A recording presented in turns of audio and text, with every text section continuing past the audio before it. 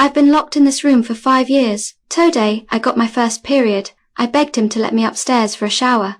He finally gave in. It was the first time I'd stepped out in 5 years. As I washed, he stood right beside me, watching later that afternoon. His mother found a strand of my hair on his clothes. She thought he was seeing a girl. To cover his tracks, he shaved my head bald. When Christmas came, he gave me a gift, a new portable music player. I faked a smile, but really, I just wanted him to lower his guard. I asked again if I could see my family. You don't have a family anymore.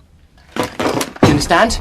Because I am your family. He lied, saying they had moved away. What I didn't know was, my mother never stopped searching for me. That night, he dragged me back downstairs. Zip tied my wrists and forced himself on me. Not long after, I said I wanted to go outside. This time, he didn't say no. When my feet touched the soft grass and I looked up at the bright moon, I felt life return to my eyes.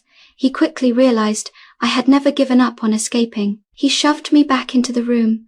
After 2029 days in captivity, I ended up caring for his daily needs. Even while he tortured me, I couldn't complain, because any mistake meant he'd hurt me again, sometimes forcing me to eat off the floor like an animal, then tossing me back into the room, but that still wasn't enough for him.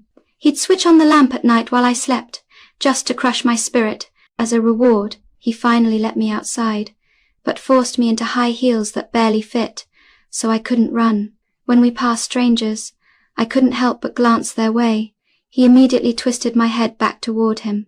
Later, we went to the store for supplies. I struggled to lift a can of paint into the cart, but when I turned around, he was nowhere to be seen. I thought about asking someone for help, but his voice echoed in my head.